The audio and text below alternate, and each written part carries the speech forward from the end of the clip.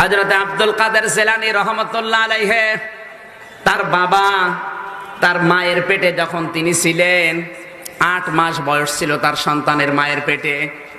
গোসল করার পরে তার মা কাপড় এবং এগুলো শুকাতে দিয়েছে রোদের উপরে। বাবা মসজিদ থেকে নামাজ পড়ে আসার সময় দেখে বাড়িতে যে কাজের লোকটা কামলা ওই পোশাকের দিকে এক নয়নে তাকিয়ে আছে। তিনি বাড়িতে আসার সময় পোশাকটা হাতে নিলেন, নতুন পোশাক, তিনি আগুন লাগিয়ে দিলেন। স্ত্রী এসে ডাক দিয়ে বলে, স্বামী আমার, কয়েকদিন আগে পোশাকটা কিনে দিলেন, এখনো তো পুরাতন হয়নি, কেন আপনি আগুন লাগিয়ে দিলেন? অপচয়ের শামিল হয়ে গেল। হযরত আব্দুল কাদের জিলানীর বাবা আবু মুসা জঙ্গি রহমতুল্লাহ আলাইহি ডাক দিয়ে বললেন, স্ত্রী আমার, আমি কেন পুড়িয়ে ফেলেছি এবার শোনো। আমি যখন নামাজ থেকে ফিরে আসছিলাম দেখি তুমি গোসল করার পর এই পোশাকটা রোদের শুকাতে দিয়েছিলে। এই বাড়ির কামলাটা এক নজরে ওইদিকে তাকিয়ে আছে। চোখের নজর বড় মারাত্মক। যে পোশাক তোমার শরীরকে, তোমার ইজ্জতকে ঢেকে রাখে, ও কোন নজরে দেখেছে জানি না, ওই নজরটা পোশাকের উপর থেকে তোমার পেটের সন্তানের উপরে পড়তে পারে। আমি পুড়িয়ে ফেলেছি, নতুন পোশাক তোমারে কিনে দেব। শুধু একটা খারাপ নজরে পোশাক দেখেছে, তাই তিনি ওটা রাখতে রাজি না, কারণ ওই প্রভাব সন্তানের উপরে পড়তে পারে। আর আপনার পেটের সন্তান আপনি কি করেন আপনি নিজে বলেন তো? আপনার পেটে আল্লাহ ভালো জিনিস দেবে কি করে? কথা বলেন না কেন? এত কন্ট্রোলে রাখার পরও আব্দুল কাদের জিলানী দুনিয়ায় আসলেন। মাত্র 7 বছর তার বয়স। তাকে নিয়ে গেলেন মাদ্রাসার মক্তবে ভর্তি করার জন্যে। ওস্তাদ বলে, এই ছেলে বলো আলিফ।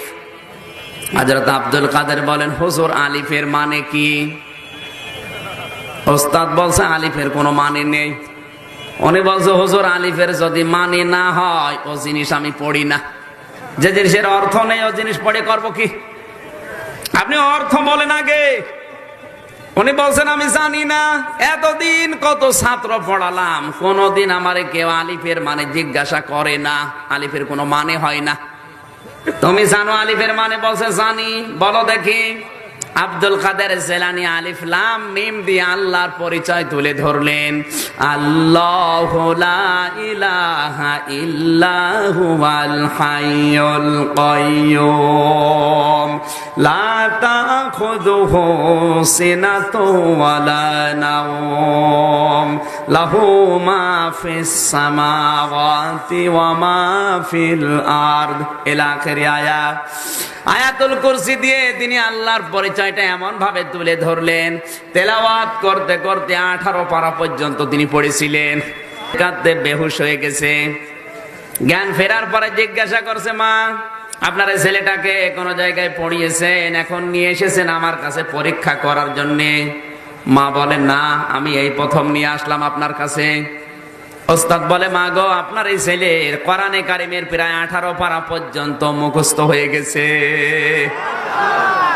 মা আমার কান্না আরম্ভ করলেন। ওস্তাদ বলে, আপনি কাঁদেন কেন? আপনার তো আনন্দের বিষয়, আর আপনি কাঁদেন? মা বলে, এই সন্তান আমার যখন পেটে ছিল প্রতিনিয়ত আমি কোরআনে কারিম পড়তাম। আমি উঠান ঝাড়ু দিয়েছি, আমার মুখে আল্লাহর কোরআন। আমি ঘর ঝাড়ু দিয়েছি, আমার মুখে আল্লাহর কোরআন। থালা বাসন আমি পরিষ্কার করেছি, আমার মুখে আল্লাহর কোরআন ছিল। দুনিয়ার যে কোনো কাজে আমি যেহেতু কোরআনের হাফেজা, আমি সবসময় আল্লাহর কোরআনই পড়তাম। এমনকি দুনিয়া থেকে আসার পর ফজরের নামাজ পড়ে আমি ওকে বাম পাশে রেখে আল্লাহর কোরআন যখন পড়তাম, ও আমার মুখের দিকে তাকিয়ে মুখ মিলাতো। আমার আফসোস হচ্ছে এই কারণে, আমি যদি আর একটু কষ্ট করে 30 পারায় প্রতিনিয়ত পড়তাম, আমার এই সন্তান আব্দুল কাদের এই 7 বছর বয়সে কোরআনে কারিমের পুরা হাফিজ হয়ে যেত। আব্দুল কাদের জিলানী এমনি পেটে আসে। আপনার পেটের অবস্থা কি আপনি নিজে জানছেন না? কত মানুষের নজর পড়েছে আপনি বলেন? বলেন। আপনি যে দোয়া চান, হুজুর দোয়া করেন ছেলে যেন ভালো হয়, ভালো হবে কি করে? এরপরও আব্দুল কাদের জিলানী একদিন মাকে বলে, মা, সত্যি করে বলো তো, আমাকে পেটে রাখা অবস্থায় তুমি কোনো হারাম কাজ করেছিলে কি? কন্ট্রোলের ভেতরে ছিল, তারপরও প্রশ্ন করছে। মা বলছে কি বললে? বলে আমি বলতাম না, কারণ আমি যা পড়ি আমার পড়া মনে থাকে না, আমি পড়লেই যেন কিছুদিন পরে ভুলে যাই। তুমি সত্যি করে বলো, আমাকে পেটে নিয়ে কোনো হারাম কাজ তুমি করেছিলে কিনা?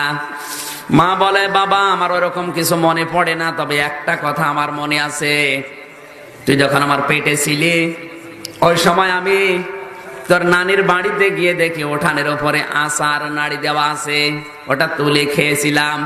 পরবর্তীতে জানলাম ওটা তোর নানির না, পাশের বাড়ির একজন রোদে শোকাতে দিয়েছে।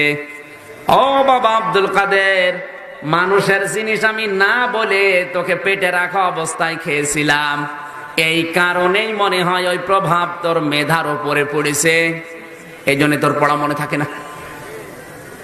ঝিনাইদহবাসী, সন্তান পেটে নিয়ে মানুষের জিনিস না বলে খেয়ে এই প্রভাব যদি সন্তানের মেধার উপরে পড়ে, আর এই কারণে যদি লেখাপড়া মনে না থাকে, আপনাকে আমাকে যারা পেটে নিয়েছে ওরা কত কিছু না বলে খেয়ে হজম করে ফেলে।